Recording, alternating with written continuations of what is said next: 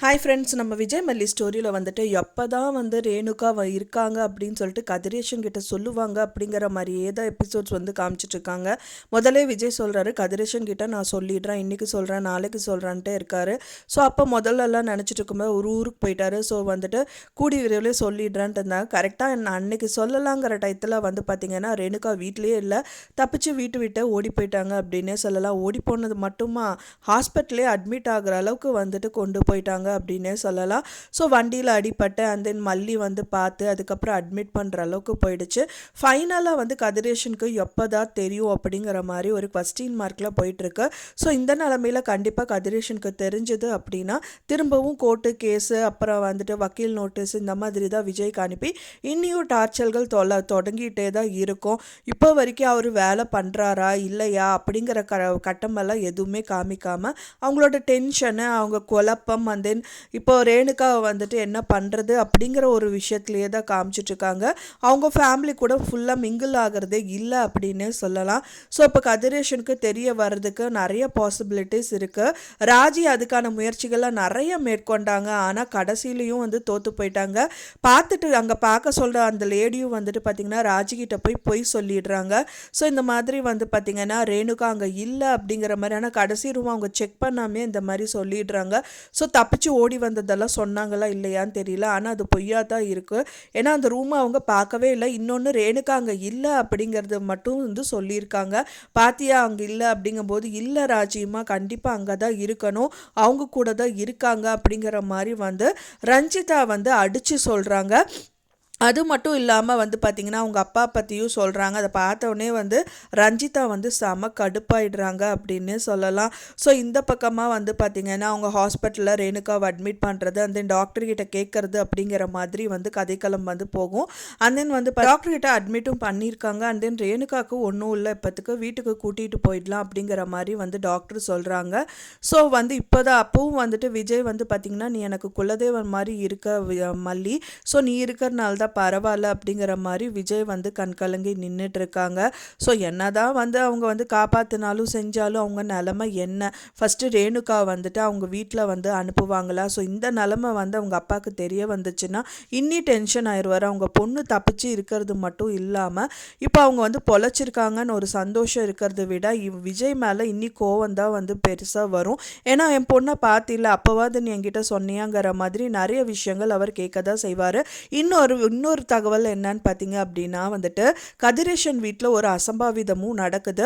So இவங்க வந்து பார்த்தீங்க அப்படின்னா பொண்ணுகளுக்கெல்லாம் வந்து படையல் வந்து வச்சு வாழையில ரேணுகாவுக்கு வந்து படையல் வச்சுருக்காங்க. அது மட்டும் இல்லாமல் ரேணுகாவுக்கு வந்து மாலை போடுறாங்க. ஸோ அப்போ வந்து மாலை வந்து கீழே விழுந்து அந்த ஃபோட்டோ வந்து உடஞ்சிருது. ஸோ அதை பார்த்தோன்னே ரொம்ப அசம்பாவிதமாக வந்து அவங்க நினைக்கிறாங்க. ஆனால் அவருக்கு இப்போ வரைக்கும் தெரியல அவங்க பொண்ணு வந்து உயிரோடு தான் இருக்காங்க அப்படின்னு சொல்லிட்டு. ஸோ அதுக்காக தான் இருக்கும் அப்படிங்கிற மாதிரி இருக்கா, இல்லை அந்த அவருக்கு வந்து ஆக்சிடெண்ட் ஆயிடுச்சு அப்படிங்கிறதுக்காகவான தகவலாக தான் இருக்குமா அப்படிங்கிற மாதிரி தான் அந்த ஃபோட்டோ விழுந்ததாக இருந்தது. ஸோ கூடி விரைவிலே வந்துட்டு கதிரேஷனுக்கு தெரிஞ்சால் மட்டும்தான் இதுக்கான சொல்யூஷன் கிடைக்கும். சொல்யூஷன் கிடைக்குதோ இல்லையோ பிரச்சனைகளும் நிறைய வரக்கும் பாசிபிலிட்டிஸ் இருக்குது. ஸோ அதையும் அவங்க ஃபேஸ் பண்ணி தான் ஆகணும். ஏன்னா இதுக்கப்புறமும் வந்து பார்த்திங்கன்னா அவங்க நிம்மதியாக இருப்பாங்களா அப்படின்னு பார்த்தா அப்போவும் கிடையாது. அப்போவும் வந்து பார்த்திங்கன்னா இந்த நிலைமையில் நீ எதுக்கு இப்போ சொல்கிற, அப்போவே சொல்லியிருக்கலாம்ல, என் பொண்ணை நான் கூட்டிகிட்டு போய் நானே வச்சு நல்லபடியாக பார்த்துருப்பேன்ல, திரும்பவும் அவளுக்கு இந்த மாதிரி ஆயிடுச்சு அப்படிங்கிற மாதிரி கண்டிப்பாக ஃபீல் பண்ண தான் போகிறாரு. ஸோ அவங்களுக்கு இப்போ இந்த பிரச்சனையெல்லாம் முடிஞ்சு அவங்க வீட்டுக்கு கூட்டிகிட்டு வந்ததுக்கப்புறம் கதிரேஷனுக்கு தெரிய வந்துச்சுன்னா கூட கொஞ்சம் கூலிங்காக இருப்பார் அப்படின்னு தான் எதிர்பார்க்கப்படுது. இப்போ நம்ம மனசில் நினைக்கிற கொஸ்டின்ஸ் எல்லாமே வந்து பார்த்திங்கன்னா அவங்க பொண்ணை மட்டும் கூட்டிகிட்டு போவாங்களா இல்லை வெண்பா குட்டியும் கூட்டிகிட்டு போவாங்களா அப்படிங்கிறது தான். ஏன்னா வந்து இதுக்கப்புறமும் வந்துட்டு என் பொண்ணு வந்து உன் கூட இருக்க வேண்டாம், நான் வந்து அவளை பார்த்துக்கிறேன், எனக்கு தெரிஞ்ச பெரிய பெரிய டாக்டர்கிட்ட எல்லாம் அவளை கூட்டிகிட்டு போயிட்டு நான் நல்லபடியாக அவளை பார்த்துப்பேன். ஸோ அதனால் நீ எந்த விதத்துலையும் வந்துட்டு அவளை பார்க்கக்கூடாது அப்படின்னு சொல்கிறதுக்கு நிறையவே பாசிபிலிட்டிஸ் இருக்குது. ஸோ அது மட்டும் இல்லாமல் வெண்பா குட்டியும் வேணும், நான் வெண்பாவையும் கூட்டிகிட்டு போகிறேன் அப்படின்னு சொல்லிட்டாங்கன்னா கண்டிப்பாக வந்து பார்த்திங்க அப்படின்னா அவங்க கடைசி வரைக்கும் வெண்பாவை அவங்க கூடயே வச்சுக்க முடியாது. ஏன்னா கேஸும் வந்து அவங்களுக்கு சாதகமாக தான் முடியும். இப்போ கேஸ் எல்லாம் எடுத்தாங்க அப்படின்னா முதல் மனைவி இருக்காங்க அப்படிங்கும்போது அவங்க குழந்தை அவங்க கூட தான் இருக்கணும். இப்போ அவங்க வந்து ரொம்ப இந்த மாதிரி வந்துட்டு பைத்தியமான நிலமையில இருந்தால் அவங்க அப்பாவும் அண்ட் தென் அவங்க தங்கச்சியும் அவங்க பார்த்துக்கட்டும், அப்புறம் சரியானதுக்கப்புறம் அவங்க அம்மாவோட பராமரிப்பில் அந்த குழந்தை இருக்கட்டுங்கிற மாதிரி தீர்ப்பு வர்றதுக்கு நிறையவே பாசிபிலிட்டிஸ் இருக்குது. ஏன்னா முதலே வந்து விஜய் அண்ட் மல்லி வந்துட்டு அவங்க லாயரை பார்த்து பேசியிருக்காங்க. ஸோ அதனால இந்த மாதிரி எல்லாம் சொன்னதுனால திரும்பவும் இவங்களை பார்க்கும்போது இந்த மாதிரி தான் நிறைய விஷயங்கள் எல்லாமே நடக்கும். ஸோ என்னதான் நடக்கும் அப்படிங்கிறது தான் வந்து விஜய் மல்லி சீரியலில் ரொம்பவே சீக்ரெட்டாக காமிச்சிட்ருக்காங்க. பட் இந்த சீக்ரெட் வந்து எப்போ உடையும், அவங்க வந்து நிஜமாவே ரேணுகா தானா இல்லை ரேணுகா இல்லையா, அப்புறம் வந்து ரேணுகாவே இருந்தாலும் ஸோ அவங்க யார் பராமரிப்பில் அதுக்கப்புறம் இருப்பாங்க அப்படிங்கிற மாதிரி நிறைய குவஸ்டின்ஸ் எல்லாம் வந்துட்டே இருக்குது. கதிரேஷன் வந்து அவங்க பொண்ணு பொறுத்த வரைக்கும் நல்லவர் தான். அவங்க வந்து பொண்ணு வந்து உயிரோடு இருக்காங்க அப்படின்னு சொல்லிட்டாங்க அப்படின்னா கண்டிப்பாக அவங்க பொண்ணை கூட்டிகிட்டு போய் நல்லபடியாக தான் வச்சுப்பார். நிறைய ட்ரீட்மெண்ட் கொடுத்து அவங்கள சரி பண்ண தான் பார்ப்பார்.